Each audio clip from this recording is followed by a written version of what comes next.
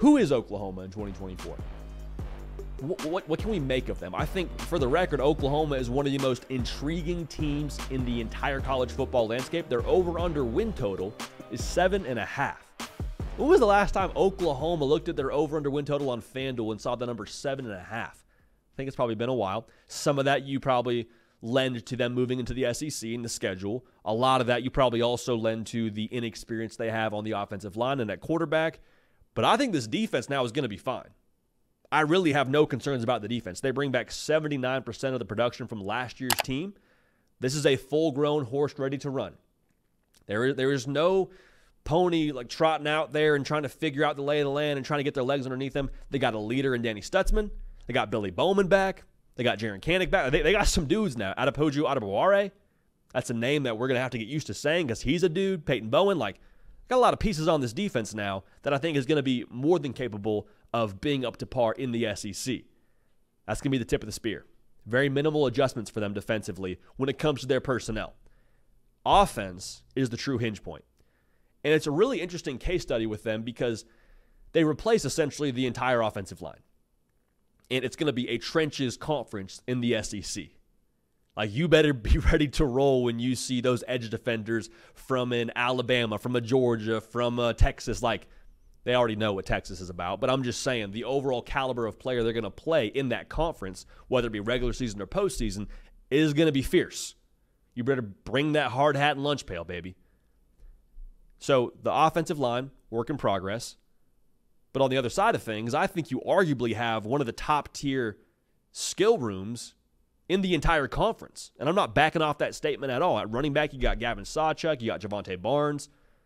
At wide receiver, you got Deion Burks, who put on a show and a half in that spring game. Andrew Anthony was balling last year before the injury. Nick Anderson's a walking touchdown. Jaleel Farouk. You are deep. You are real deal deep in that wide receiver room and in that running back room. So the thesis there is there's going to be options to score if you can protect Jackson Arnold and if you can equip Jackson Arnold. That really is the question for me with Oklahoma. How quickly can Jackson Arnold hit the ground running? That is going to define them in 2024. Because as talented as he is, there were some times that we saw him in that bowl game where the game was just a little bit too fast for him. He was still trying to get acclimated. Now, I'm more than fine with that because that's one of his first experiences playing college football, all right? So if he doesn't improve from that bowl game, we got a problem. If it takes him a while to get rolling and the game's still too fast, he's inaccurate, we're going to ask a lot of the defense. A lot of the defense. I think that defense is going to be really good, but if you leave them out there for 90-plus snaps a game because we're doing 3 and out after 3 and out, that's not a winning formula.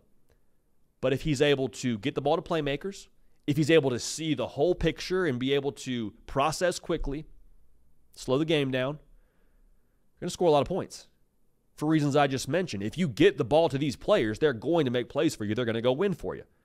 And to be real now, in the SEC, they're going to have to make sure they win some shootouts because there are some teams that can score.